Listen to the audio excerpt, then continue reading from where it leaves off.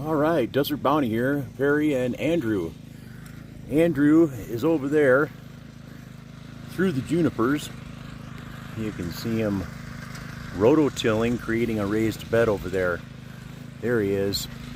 He's got the rototiller, he's breaking it up, and we're sifting rocks.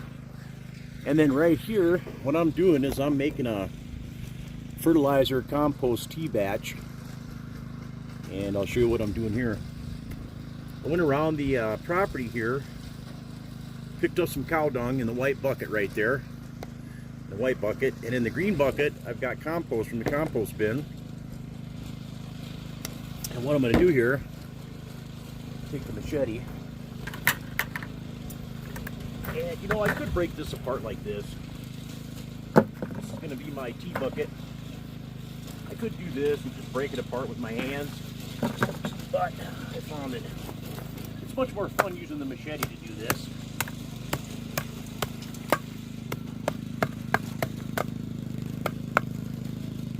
Machete comes in handy on the homestead.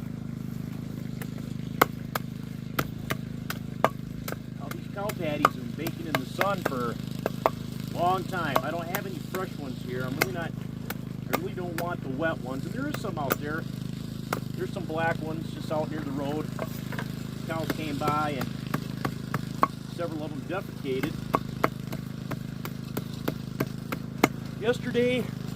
Last night, woke up, came outside. We had planned on doing some planting, and we had a hard frost. It was unexpected.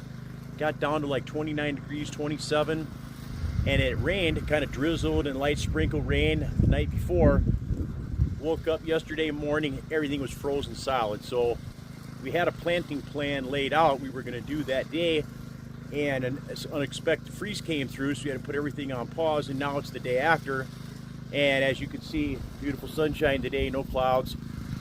Temperature right now is about 65. It's going to be 75 today, and overnight lows in the low 30s. So, you know, we have the potential to have some more frost. It's April 15th, 14th. So, you know, just got to roll with it. So for this bed, raised bed that we're making out there, we're going to do our first planting. Andrew came and he has some really good suggestions on about how to lay out this first vegetable bed right over there. He's rototilling. And he's going to get a spot laid out. We're going to amend the dirt a little bit. We're going to form some rows. And then we're going to plant. And I'll let you know what we're planting, and afterwards I'll show you the spacing and how that all is going to take place, and maybe you can use the information for a garden bed you're going to do. Here, I'll pause this here. I notice he's got it off. Go over and take a look and see what's going on.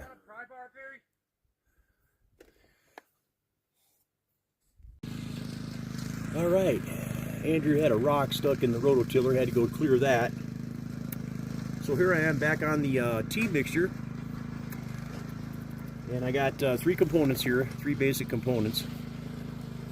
Right here I got compost. I'll bring this up here so you can take a look at that in the sunshine. And then of course cow dung. And we'll get this chopped up.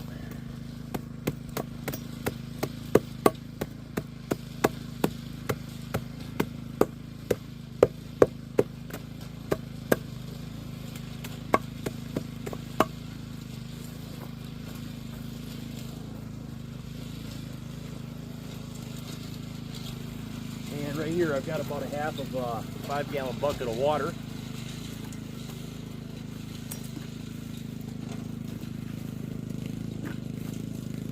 And I'll pour this compost in here.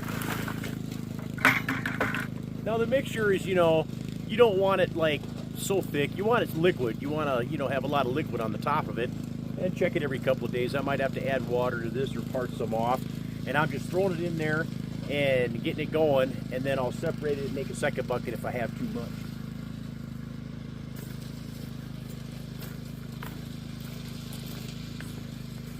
Oh yeah, that's looking good.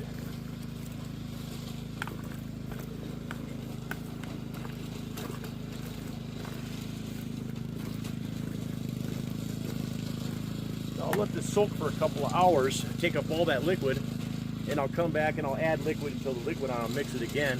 But I want a really nice layer of liquid. I want to take up the moisture until I got liquid on the top. And that's how I want it to ferment. Let's sit over here for now. I'll put the rest of this in here.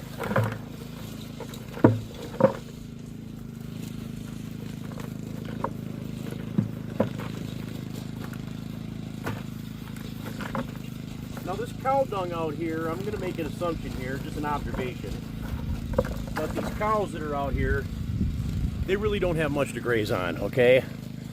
And as far as nutrients go in the desert landscape, the cattle out here, when I roll up on them, look at them, they're skinny, they're dehydrated because they don't have access to a lot of water. And I'm just going to make an assumption off my observation that the cows are eating this grass and stuff out here, and it's not nutrient dense. Not like on a feedlot or in northern areas where the cattle are grazing on fresh green, and they're taking that green and then digesting it and then pooping it out. Up here, it's a whole different dynamic. I would imagine their bowel movements have been slowed significantly because they don't have good water intake, and then when they do get the water, their digestive starts really going. Excuse me. So this cow dung, I'm just going to assume is nutrient deficient. We're going to find out how well this compost and this tea mixture works on the garden beds. I'll be sure to keep you updated on that so that you can, observe for yourself the efforts and see if it worked or not.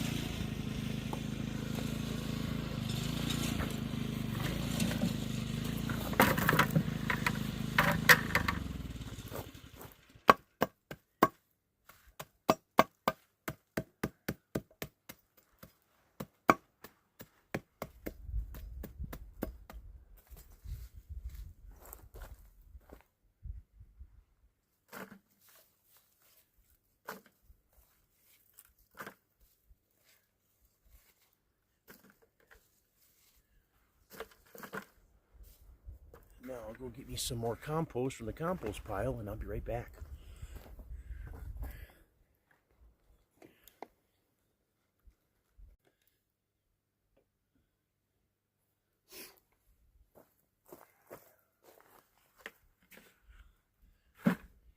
This is the compost I just went and got.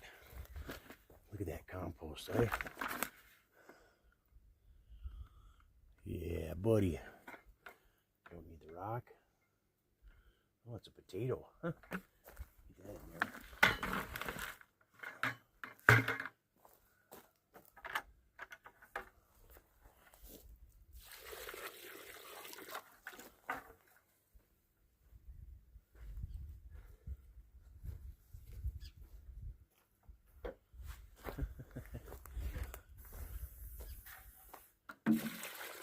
Oh, this tea is going to be amazing.